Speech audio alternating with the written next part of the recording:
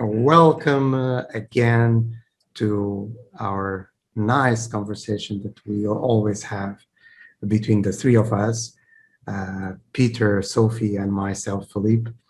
And today we will be talking about consumption. Actually, we are going to talk about the traps of consumption. So how we can avoid those traps, because we live in a society that is, we have a lot of stimulus to buy stuff, to get that reward, that fast reward. And maybe it's an addiction. Let's see.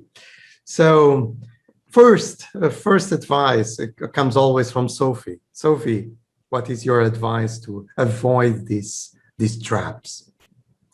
Thank you. Well, I had a large trap set up by Apple in front of me earlier this spring, and I was in a huge need of an Apple Watch, and it was quite stressful because me and my partner, we were supposed to buy Apple Watches to use as alarm clocks in the morning instead of waking up each other if we get up early in the morning. I use a normal alarm clock or our mobile phones. So we had like a long discussion for 2 weeks whether we should buy Apple Watches or something cheaper. And I who use Apple stuff, I was like, I need Apple. And then I consider it's a bit expensive to buy an alarm clock for this much money. So I had to wait for a little bit. So my first tip is to wait, don't buy on first or second or third impulse. Wait for at least number 10. And talk to someone who's a little bit more cautious and not so into Apple. What is it you're going to need it for, and how much are you going to use it? Are you going to use the watch all the time? Maybe it's worth it, but I'm not using a watch all the time. I only want it every now and then, So anyway, I bought an Amazfit watch instead, and I only bought one. Because if we're going to use it as an alarm clock, it's okay for the one that's going to get up earliest to use it. And we have done it quite well since, I don't know, March. And so the days when I get up at 5 or 6, I use the alarm clock. The days when he gets up early, he used the alarm clock. And considering the price, we bought it for about like 55-60 pounds. It was on sale, a special offer, and a Apple Watch would have been maybe 500 pounds. So the difference was quite a lot. So don't fall into the trap of brands, because they are they are all over the place, in your head, in front of you, on the internet, at your friend's house. So be cautious about that. Okay, thank you very much. Peter, what is your first advice to avoid these traps? Well, it's interesting about Sophie talking about resisting and waiting. And I always remember someone saying, if you've got the urge to go shopping, the best thing to do is get your credit card and freeze it in a block of ice, because it'll have to take a while to defrost so you can get the card to go shopping. But that doesn't work anymore, because you've got your credit card online with Amazon and things like that. So anyway, mine, the consumption traps are all around us, because organizations are commercially incentivized to sell us stuff, and they want to make us buy more stuff. So I'm going to talk about three things: clothing, information, and food. So I'm going to start with clothing. And many years ago, I was introduced to the concept of cost per wear. So there's this thing called fast fashion, which is like fast food. It's cheap. Young women in particular go for this because they can have different outfits. They wear it once and then they throw it away, which is terrible environmentally, and it's a whole bunch of reasons why we really shouldn't do that. So the notion of cost per wear is built around the concept that rather than buy something cheap that you'll either throw away or it'll fall apart very quickly and you'll have to replace it, buy something high quality. And of course, fashion is designed to make you want to get the latest fashions. That's planned obsolescence. But then there are classic styles of clothing that endure. So it's better to buy things that are more classic and things that are high quality. So if you'd be better off spending $500, euro, pounds, whatever on an item of clothing and wear it 500 times, which is 1 unit per wear, than buy something that's like 50 and you wear it twice, which means it was 25. The cost per wear was 25. So, and it's the theme through all of my three. It's about the difference between quality and quantity. So go for quality, and then you're not constantly buying more stuff and throwing it away, which isn't good for anyone. Actually, my first is connected with what you were saying, Peter, because one of the things that I explained to, better say, I put the question to my students is, shops like Zara, H&M, Primark, what are their business? And my students normally answer, oh, they are into fashion, clothing. And I said, no, they are not. And they get very surprised. What's their business? And I say always they are theme parks. So basically, if you think about like in a theme park, the business model is like this. That's why it's quite interesting that, for instance, these brands are increasing the size of shops. What is strange, because we live in an e-commerce era, so people would buy online. Why they need to have a bigger and bigger and bigger shop? If you think like a shop, they don't need a shop. But if you think like a theme park, you need a theme park. Because to the target audience that these brands are reaching to is basically, it goes like this. They enter the shop, they have, let's say, 100 euros, and in another shop, if they would think like you were saying, Peter, that I follow that, I think how much time this piece of clothing can last and how I can do it. So I buy something with a little bit more quality and it goes for a long time, so no problem.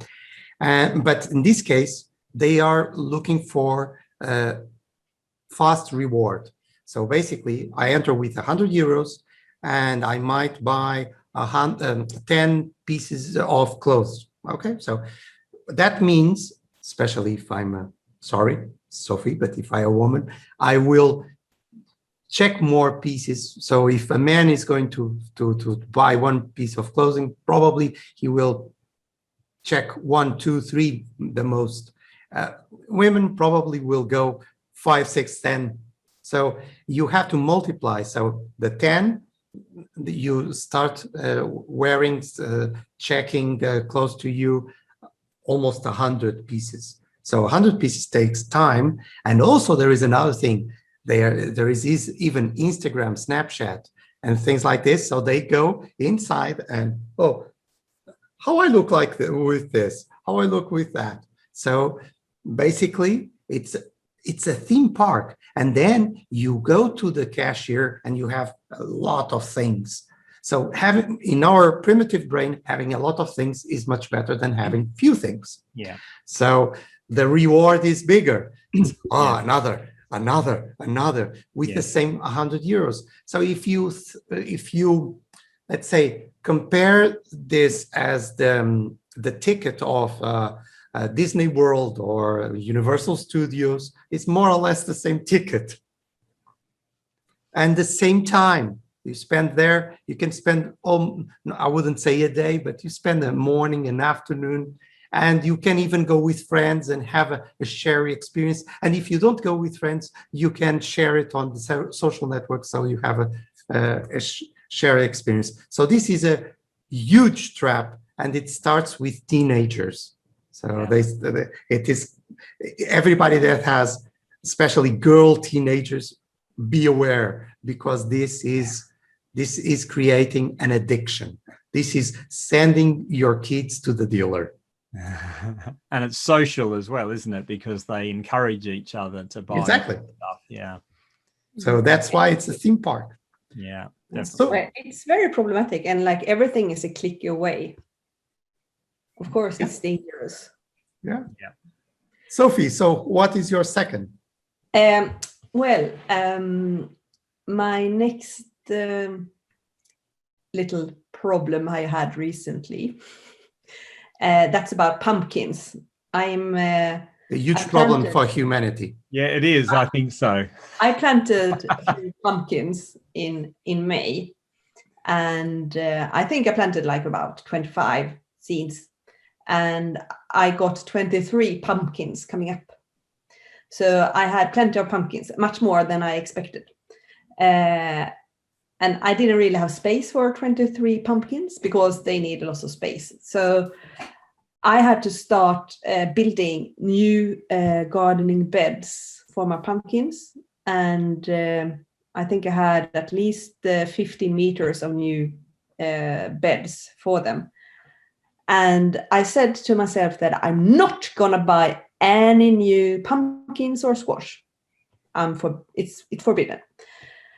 Then suddenly, late at night, like 11 o'clock, yes, when I was going to bed, I bought new seeds.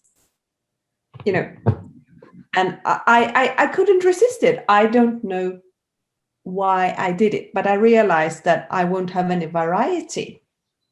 I only had 3 different orange pumpkins, and I wanted some other some other colors. So I bought those new seeds, and I gave some of them away. So, I did a little bit of my homework. I didn't keep all of them myself. But now they are popping up, the new seeds. So I will have even more pumpkins to look after. And squash. This is squash, but they are in the same family. And then I joined some online communities about pumpkins. People with a pumpkin addiction. Yeah, like it's crazy, and it's stimulating your need of new pumpkins. Ridiculous. And then I read an article in a newspaper about pumpkins, and then I read about a pumpkin specialist. She has been gardening pumpkins for 20 years, and she's only 10 minutes away from me. I want to go and see her and talk about pumpkins.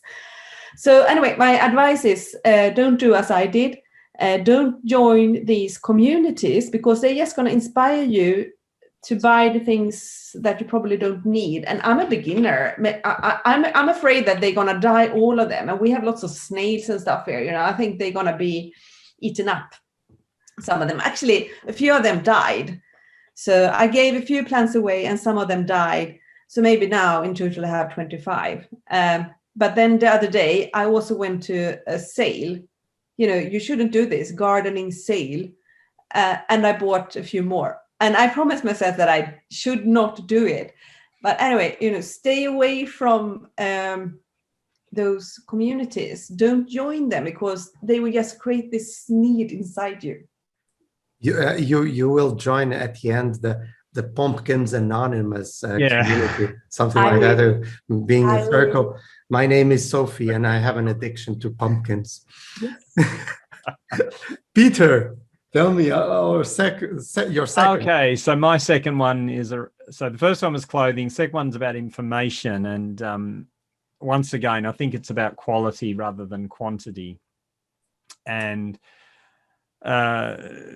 big tech companies have designed their technology to hook us in. They hook parts of the brain that want to do the endless scrolling, and information that comes in bite-sized chunks, like Twitter, for example, is very superficial. it's very binary. Someone said Twitter is where people go to shout at each other. So they take a position and there's no subtlety or nuance. It's just simple things. And it's quite, it can be quite addictive because you get into the drama of it. And I sometimes dip in and see what people are shouting at each other about just for fun, but I make sure I don't get too involved. When it comes to information, I think we should go for quality. I think it's better to read a really good book on a topic that interests you than just pick up little sound bites and memes from social media, which isn't, very good. Like, it's just very superficial. And I particularly like long form discussions. And I think that's one of the positive things about the new technology now, is that rather than watch an evening news program or something where they have these very short little snippets about something with just a few headlines and a few political statements, I prefer the long form conversations or interviews which go on for 2 to 3 hours, when I can listen to while I'm exercising or something else, where people go into the topic in much more depth and really challenge each other's thinking. And I find that much more satisfying than just people shouting at each other. So in a nutshell, the consumption or the addiction is to endless scrolling in social media, which you never feel really satisfied. You're always wanting more. It's like fast food, which is my next topic. So fast food, fast content consumption, fast fashion. So we live in the fast era. Consume more and more and more, and never be properly satisfied. Yeah. So now that song from the Rolling Stones, "I Can Get No Satisfaction," maybe it is more accurate than ever. Yeah, definitely. So I will pick a bit on that. So because one of the things that I think the consumption that we are having is a lot to compensate emotional guilt. Basically, we see this in a lot of behaviors. For instance, people that go to the gym, and after the gym now because I spent some calories, I can eat this. So this is self-compensation. Then is I don't give the attention that I could give to my kids, so I buy them things. Yeah. I don't do the same the same with a wife, the same with a lover, whatever. So we tend to compensate. And one of the things is that merchants have understood this.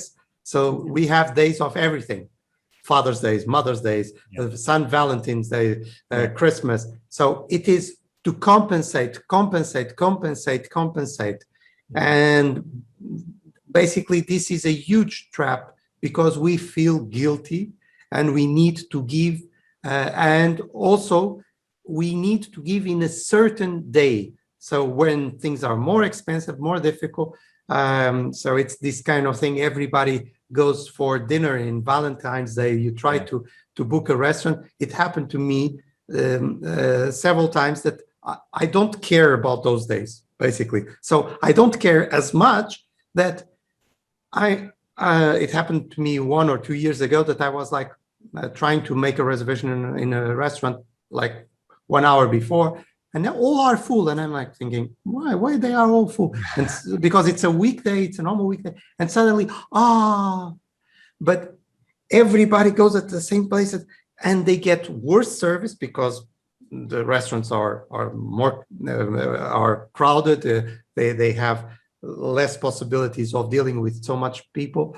But it has to be in that day, not the day before, not the day after. It has to be in that day, because there is this emotional guilt that we need to do that. If not, we will be bad. Yes. So it's emotional guilt. So, Sophie, your last one. Mhm. Yes. Well, I'm going to share a tip I got from a person I know. She's an acquaintance, and she had a consumption behavior a few years ago that got very, very expensive. She was signing up to lots of runs, swims, like exercise challenges, and all of them in total became quite expensive. And she wanted to start to save money. So she realized that she was in this consumption pattern that led to participate in one new and then one more, and then just travel there to do this.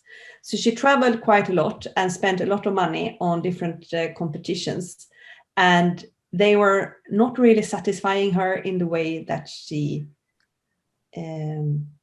wanted them to do. They just became like a stressful addiction. So she realized that, if I'm going to do anything, it's better that I do it like every 6 months and not 12 or 15 times per year. And she picked the ones that were really important for her, or like had more like a symbolic value, or that she could do them together with others. And so, of course, she instead of for like 2-3 years that she was very active, she only did a few challenges every year, and that was much, much better. And that was also in the sports that you already had the equipment, because the equipment is, as you know, it's not free, and it also becomes like consumption pattern that is just encouraging. Those things are just encouraging us to spend more money. So she slowed down and had more relaxing time, and she put more money into her saving account. Okay.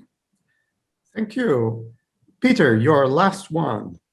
So my last one is food. I've done clothing, I've done information, now it's food. So it's a thing about quality versus quantity again. Less is more. Last time I went to the United States, I got to witness once again how they do a big thing about large portions of food. The quality isn't necessarily good, but there's lots of it.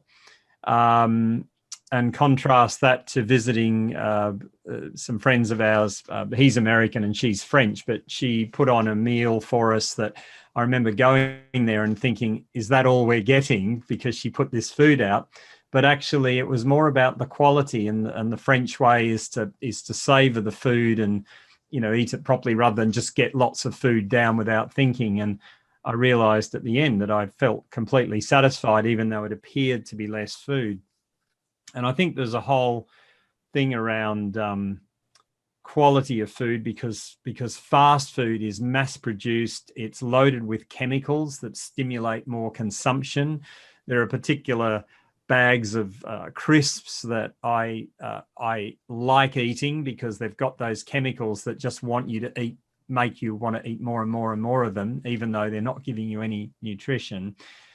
And of course, there's the slow food movement, which I think started in the 1980s, the whole concept of home cooking, locally sourced products, higher nutritional value, all of those kinds of things. So there is a system, a whole, massive industry geared up around making us consume more food without it necessarily being good quality. And in our family, we've more recently started to cook a lot more meals at home, which are much, better for you and much more enjoyable. So, so just minimize the amount of mass-produced food and go for quality rather than quantity.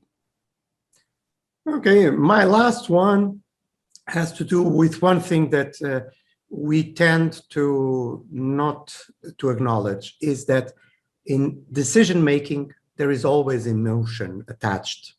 So what attached? Emotion. We always have emotion attached. So you were talking about huge amounts of food. So this is our primitive brain, Yeah. that we are still living in our mind. We are not living in a city. We are not living in a society that we have access to food, that we have refrigerators.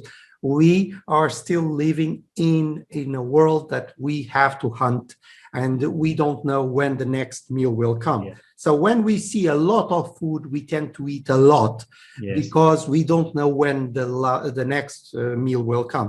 So Yes. this has to do with this emotional side, that every decision has an emotion attached. So we need to acknowledge that first, and not think, because we have this idea socially, well, let's say women are more emotional in terms of decision making, we men are more rational about it. This is completely wrong.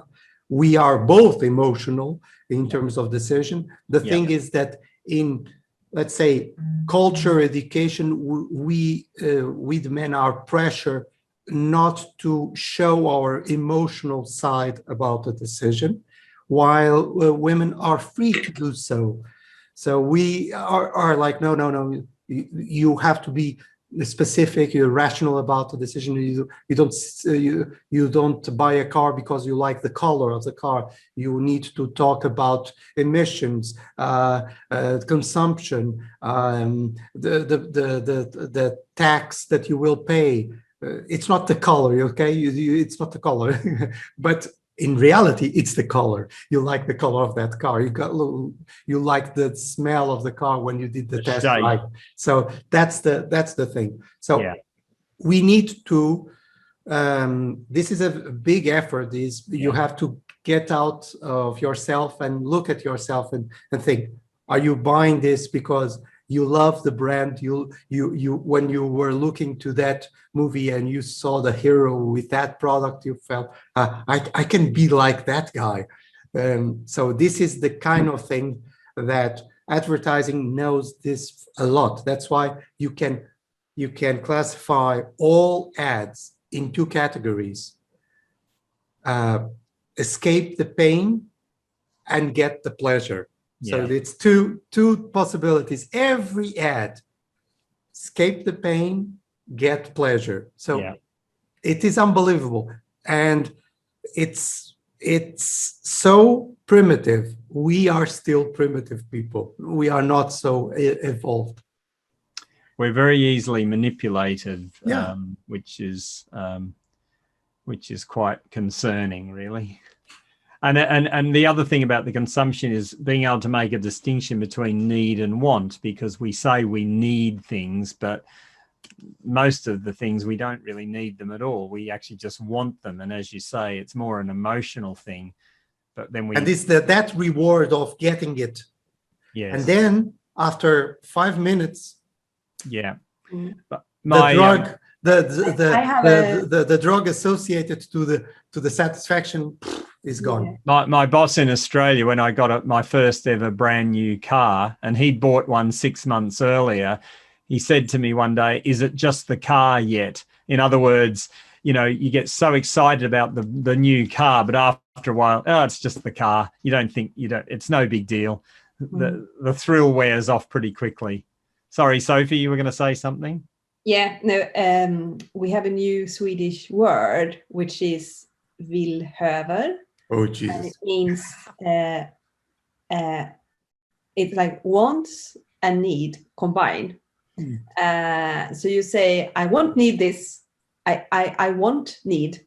I really want it, but I don't need it. So it's a new way of telling others that it's not really what you need, but you want it. So you buy it anyway. Does that help?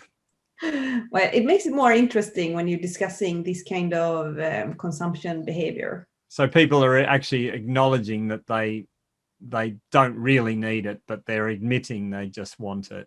Yeah. Like it. Good. Well, that's one of the steps of getting out of the emotional area. So awareness. To be aware that we have this problem. Yeah. It's the first step to the cure is we have a problem. Yeah. Okay, guys, thank you very much. Another very interesting conversation, how to avoid these consumption traps. But let's hope that our advices can help.